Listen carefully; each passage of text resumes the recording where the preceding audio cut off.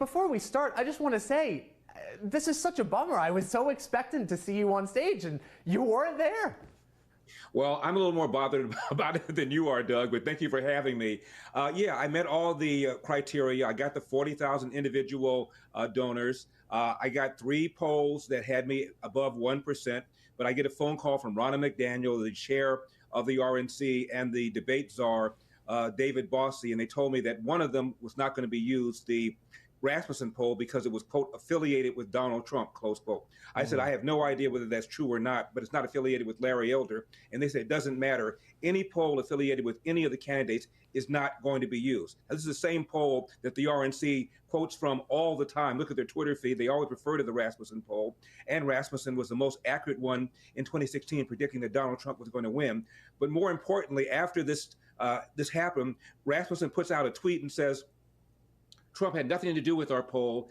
He did not commission it. We did it on our own. Elder had nothing to do with the poll. There's no reason why Elder can't use our poll as one of the official ones he used to qualify for the debate. So Rasmussen is defending my use of that poll. Finally, after this happened, we submitted another poll after the time limit, but we did that because we didn't know one of the ones that we submitted was going to be eliminated. So as far as I'm concerned, we met all the criteria. My lawyer is the former chair of the Federal Election Commission, and he is arguing that what happened here is essentially an in-kind contribution to the 8 guys and gals who made it on that debate stage, to Elder's detriment. And we are filing a complaint around 10 o'clock local time with the FEC, arguing that this is subject to a fine that could be as much as $100 million to the RNC and $100 million to Fox News for essentially making an in-kind contribution to these 8 people that made the debate stage to the detriment of Larry Elder, who in fact met the criteria. Absolutely. Now, there's one specific person who was on that stage that you earlier today mentioned this seems to be targeted towards. So we have a quote from you that I'd like to pull up here really quickly, because you basically seem to think that this was something that was going to benefit Ron DeSantis, that this was done explicitly to benefit him. Do you still stand by that, having watched the debate where, I don't know about you, but it didn't really seem like Ron DeSantis was all that present? Well, I believe that the RNC believes that Ron DeSantis is a guy that can beat Biden-Harris, and I believe that they wanted him to be the focus, but they couldn't control the other people. And so I'm not sure it turned out the way the RNC expected. But I am happy that Vivek mentioned the, quote, epidemic of fatherlessness. I must tell you, I've seen Vivek speak many times in the campaign trail in Iowa, New Hampshire. He's never mentioned it. I mentioned it in every one of my speeches, and I'm happy that he did. My hope is that the other candidates will, and the Democrats will, and the media will start addressing the #1 social problem in America, which is the large number of kids who enter the world without a father in the home, married to the mother. And the stats are clear. When you're raised without a father, you are 5 times more likely to be poor and commit crime, 9 times more likely to drop out of school, and 20 times more likely to end up in jail. And nobody was talking about it until I did. And now at least Vivek is. Hopefully the others will begin doing it so we can start addressing this problem. I think that's such a great point, too, that Vivek seemed to be the one that was getting all of the attention. We spoke a little bit earlier in the show about how much of the attack was on Vivek Ramaswamy. Chris Christie went after him. Mike Pence went after him. Nikki Haley went after him. It seemed like he was the man to beat. Now, Mr. Elder, it seemed like he was doing his best Donald Trump impression. Do you think that's going to be enough to get him to the nomination, or do you think that people just want the regular version as opposed to sort of Diet Trump?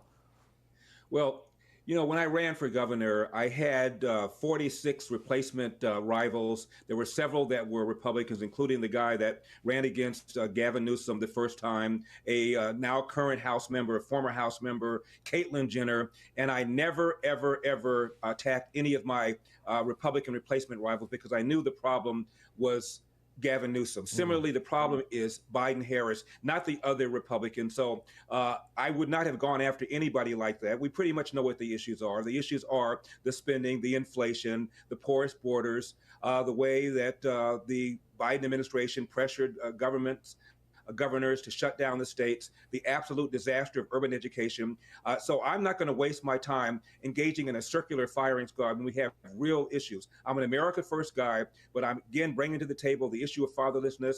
Nobody talked about the lie of systemic racism that Democrats keep pushing and pushing and pushing, which is dividing this country, driving nonsense like reparations, race-based preferences, and it's getting people killed because the police are pulling back for fear of being accused of engaging in systemic racism. And people living in the inner city are the ones who are victimized by these excess casualties that have taken place in the last several years. Nobody brought up the lie that Democrats have been pushing and pushing and pushing about systemic racism. So that's one of the things that they missed by not having the great Eldersky up there on the debate stage, Doug. Out of many things that they missed, but I'm so glad that you brought that up too, because it almost seems like they went in the opposite direction. We heard Nikki Haley say that she was the best candidate because she was a woman. We saw that Vivek Ramaswamy referenced the fact that he's, a skinny dude with some weird name, right? And then Chris Christie referenced the fact that Obama tried that same thing, and of course we know that Obama used race as a tool during his own presidency. Mr. Elder, why do you think that's the case? Why are Republicans seemingly falling into the trap that Democrats do, where they're obsessed with race, they're obsessed with gender, they're obsessed with all of these characteristics that don't seem to matter? Because nothing scares a Republican, especially a so-called establishment Republican, more than a left-wing person referring to them as racist. They run from this charge like scalded kittens instead of standing up for themselves and saying, wait a second, what's going on here in this country? The police are more hesitant, more reluctant to pull the trigger on a black suspect than a white suspect. The police kill more unarmed whites every year than unarmed blacks. They kill more white people every year than black people. It is a lie that is getting people killed. Republicans don't want to talk about it for fear they're going to be called systemically racist. And if you're a black Republican, the fear is you're going to be called, as I was by the LA Times, the black face of white supremacy. As a result, they tiptoe around the fact that the Democrats have been using race and race and race every single election cycle to get black people to pull the lever for them, because the Democrats have successfully marketed themselves as a party of social justice and equity, whatever that means, and has successfully maligned the Republican Party as being the party of racism.